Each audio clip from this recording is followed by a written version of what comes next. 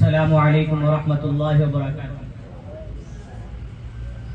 الحمد للہ رب العالمین، الصلاة والسلام علی سید العرب والعجم وعلی آلہ واصحابہ اجمعین، اما بعد فاعوذ باللہ من الشیطان الرجیم، بسم اللہ الرحمن الرحیم۔ سوتی ہوئی قوم میں جاگ اٹھے بیدار مسلمان سوتا ہے، گہرائے قلب مومن میں اب جذبہ ایمان سوتا ہے۔ چمنستان اسلامیہ کے پاسبانوں، آج جس موضوع پر اپنی معذورات گوشے گزار کرنا چاہتا ہوں وہ بڑا پردرد اور حیرت انگیز ہے۔ مجھے امید ہے کہ جس درد اور جذبے کے ساتھ یہ باتیں کہی جا رہی ہے اس سے زیادہ طلب اور تڑپ کے ساتھ سنی جائیں گی۔ ہم اور آپ جس ملک کی سرزمین پر اپنی زندگی گزار رہے ہیں یہ ایک جمہوری ملک ہے۔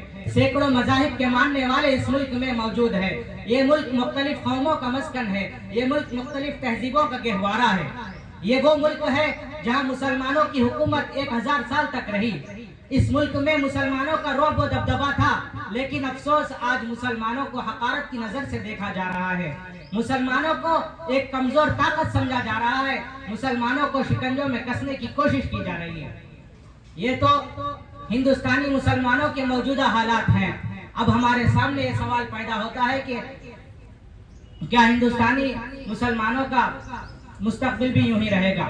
در حقیقت یہ سوال ایک عرصہ دراز سے ہر ہندوستانی مسلمانوں کے دل و دماغ میں گونج رہا ہے۔ ہمارا ملک ہندوستان جن ناگفتہ بحالات سے گزر رہا ہے وہ ہم میں سے کس پر مخفی نہیں۔ ہم ایسے حالات و حادثات سے دوچار ہیں جن کے ذکر سے کلیجہ منہ کو آتا ہے۔ مخصوص نظریات کی ہندو پرستش پارٹیاں ملک کی سالمیت اور اس کی بقا میں روٹے اٹکار رہے ہیں۔ منصوبہ بند حالیہ فرقہ وارانہ فساد میں مسلمانوں کو نسل کشی کا سلسلہ جاری ہے۔ مساجد، مدارس، مکاتب، مقامات مقدسہ پر ناجائز قبضے ہو رہے ہیں۔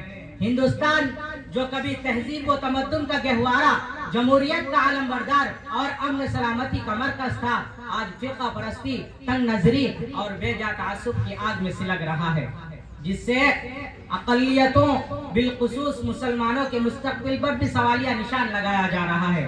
ان کے احوال بظاہر جو بھی اسباب ہو، اس سے قبل اپنے اعمال کا محاسبہ کرنا چاہیے کہ بھارت کے مسلمان سپوتوں، آپ تھوڑی دیر کے لیے اپنے ذہن کو میدان بدر کی طرف لے چلے۔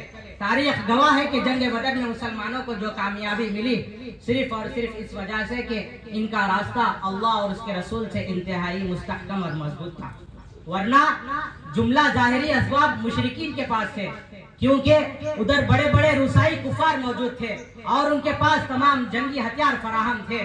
وہ بڑے جوش و خروش کے عالم میں تھے، اور ادھر مٹھی بھر مسلمان بے سر و سامان کے عالم میں کسی کے پاس تلوار ہے تو نیزہ نہیں، اور کسی کے پاس نیزہ ہے تو تلوار نہیں۔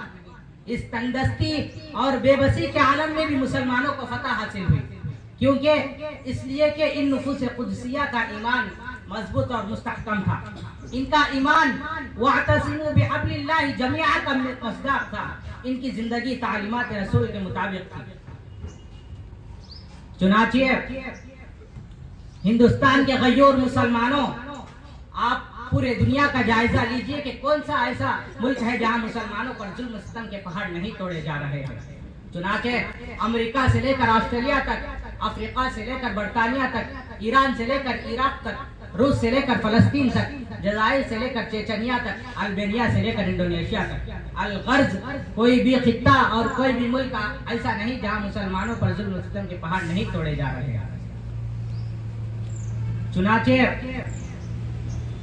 آزادی ہند کے وقت مسلمانوں کی تجارت اور صنعت کارخانے، فیکٹریاں انتہائی فروغ و ترقی کی منزل پر گامزن تھے، لیکن آزادی ہند کے بعد ان دشمنوں نے اسلام نے ان کے اہم جو تجارت اور صنعت کارخانے ہیں ان کو کمزور کیا گیا۔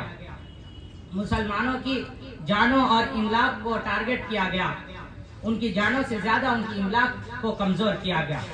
ظلم ستم کی انتہا یہاں تک بڑھ گئی کہ امرتسر میں بسنے والے دشمنان اسلام نے ہیں وہاں کی سینکڑوں عورتوں کے پستان تراش کر نوجوانوں کے سر قلم کر کر لاہور جاتی ہوئی ٹرینوں پر رکھ دیا، اور اس ڈبے پر یہاں تک لکھ دیا کہ لو ایک تحفہ ہدیہ قبول کر لو۔ وہاں کی بہت سی دوشیزاؤں نے اس شعر کو پڑھتے ہوئے خودکشی کر لی۔ آہ کیا سمجھ کر شاخ گل پر آشیاں اپنا، چمن میں آہ کیا رہنا جو بے آبرو رہنا۔ گوتم بدھ کی جائے پیدائش پر بسنے والے مسلمانوں کو آخر کہاں تک شمار کیا جائے گا؟ ان غداران وطن کے ظلم ستم کو کہاں تک شمار کیا جائے گا؟ میں آخری شاعر کے ساتھ اپنی تقریر کو ختم کرتا ہوں کہ ہندوستانی مسلمانوں نے اپنی ماضی اور مستقبل کے حالات کو دیکھ کر اپنا کوئی منصوبہ بند اور تعلیمی اور سماجی پیش رفت تحریک نہیں شروع کی تو پھر علامہ اقبال کا یہ شعر ان کے مستقبل ہوگا۔ نہ سمجھو گے مٹ جاؤ گے یہ ہندی مسلمانوں، نہ سمجھو گے مٹ جاؤ گے یہ ہندی مسلمانوں، تمہارا داستان تک بھی نہ ہوگا داستانوں میں۔ وآخر دعوانا الحمدللہ۔